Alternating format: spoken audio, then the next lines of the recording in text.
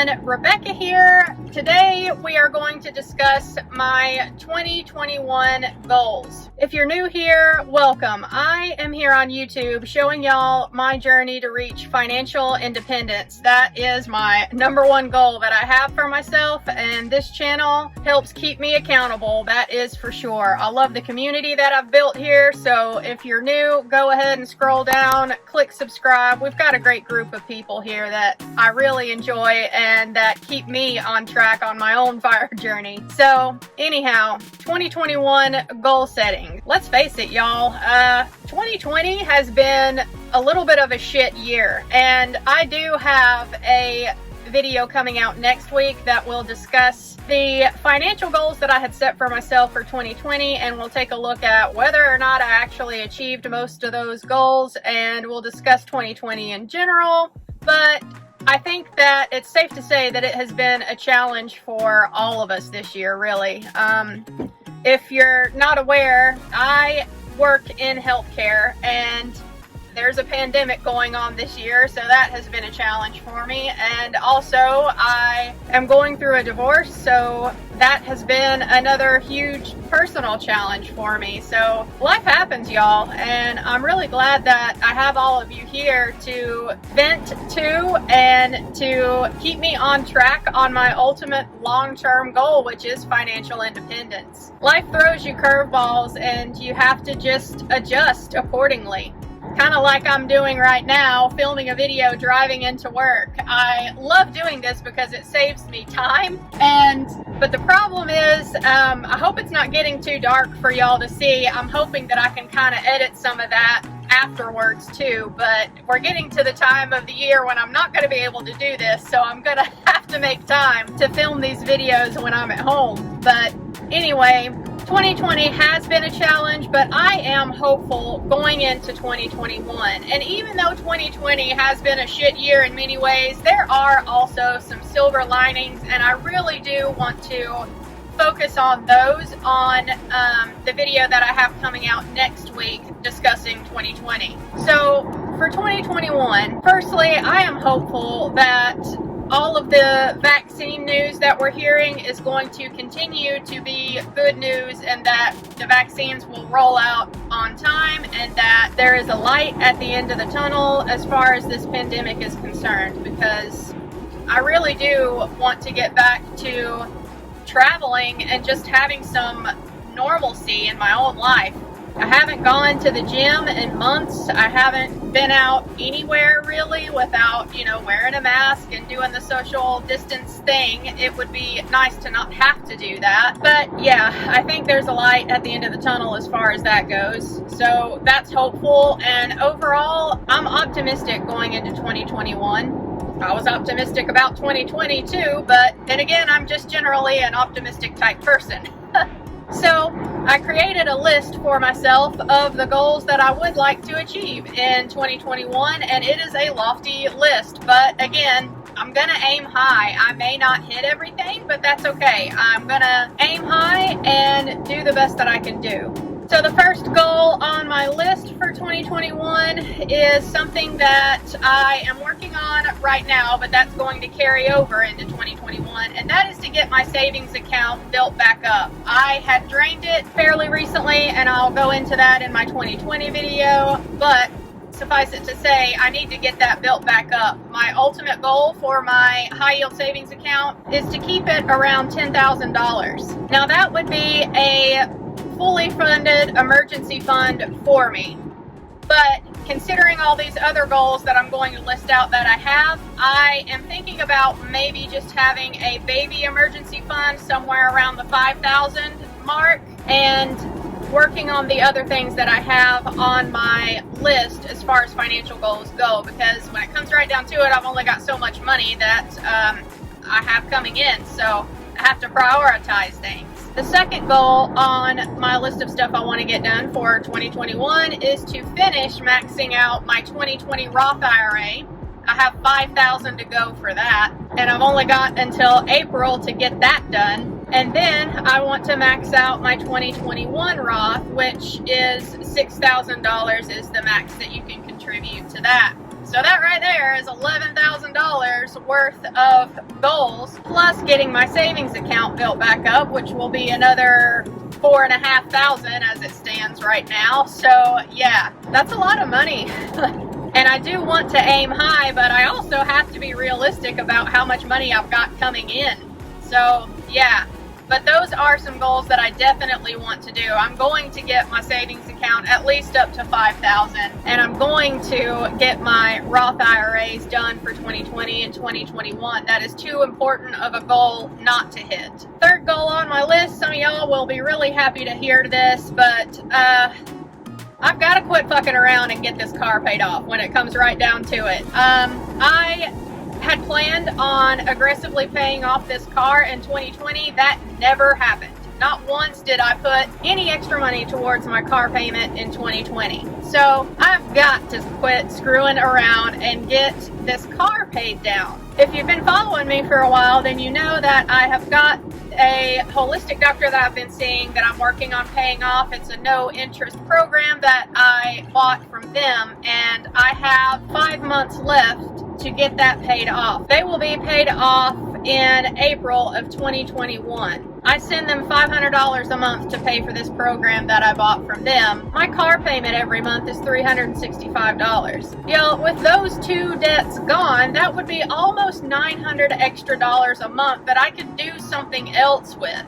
that I need to do something else with, i.e. invest some more. So yeah, getting those two debts gone would be an absolute huge help in allowing me to do all of the other things that I want to do, because I would just have more money to work with every month. So after I get my Roth IRAs done and my savings account built back up at least to about $5,000, then I am going to start paying on this car. I have to. I really want to invest. I want to get my retirement contributions back up to where they were, but I've got to work on this car. But that does bring me to the next goal, which is to bump back up my employer retirement contributions. Right now, I am only contributing up to the employer match, and I want to get that bumped back up as soon as I can, but I've got to do these other things first, right? Another financial goal that I have that I should reach in 2021, as long as the markets don't crash and we go into some sort of recession or depression. But another goal I have for 2021 is to cross that $100,000 saved or invested milestone for me. That is going to be absolutely huge. I've heard that the first 100,000 is the hardest, and that once you get to that point, you can really start seeing how compound interest works for you. So I am excited to get to that point, and that's going to happen in 2021, hopefully. The last thing that I wanted to do for 2021 that I have mentioned many times on the channel, if you've been following me for a while, is getting my driveway paved. I would love to put some asphalt down and get my driveway taken care of. It looks absolutely terrible, but y'all, when it comes right down to it, I was talking to a fire friend of mine, and he asked me a logical question that really kind of put things into perspective, and the question was, is the driveway functional? And I hate it when people are logical like that. But the answer to that question is yes, it is functional. The thing that bothers me about the driveway is how it looks, and I'll just insert some footage here of my driveway as it currently is.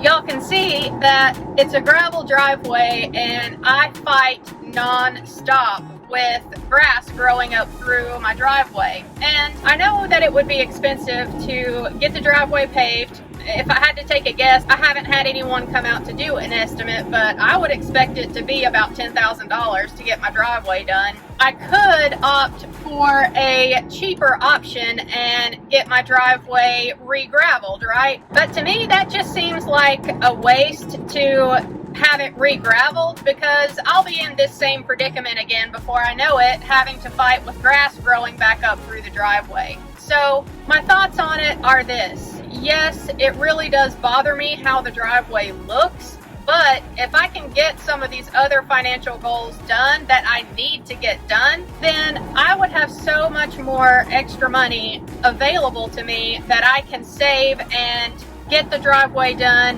maybe in 2022. We'll see. And the driveway will look like crap for another year, but it's functional and it'll be all right. So as of right now, those are what my 2021 financial goals are, y'all. First, savings account, back up to $5,000 as quick as I can. Second, max out my 2020 Roth IRA, $5,000 left to go there. Third, max out my 2021 Roth IRA, $6,000 there. Fourth, get this car paid off, if at all possible. That's going to be a hefty goal. I owe about $15,000 on the car. So yeah, that would probably take me the remainder of 2021 if I'm being honest.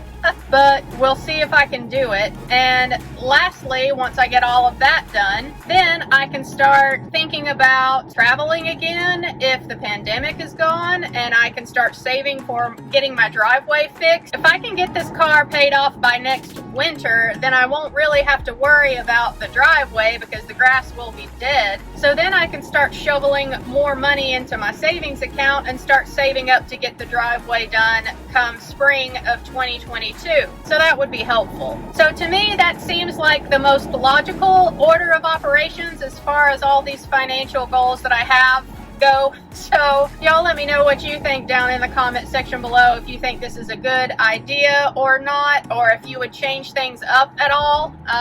Yeah, let me know what you think in the comments down below. As far as non-financial goals go for 2021, I kind of already talked about one. I would love to start traveling again, and I'd like to go back to Europe, but I don't know how that's going to fit in with all the other financial goals that I have, but it's a nice thought. Other non-financial goals I have is to just continue on this health journey that I have been on through 2021. I want to keep feeling good and yeah, stay healthy. And also I'm going to keep doing this YouTube channel.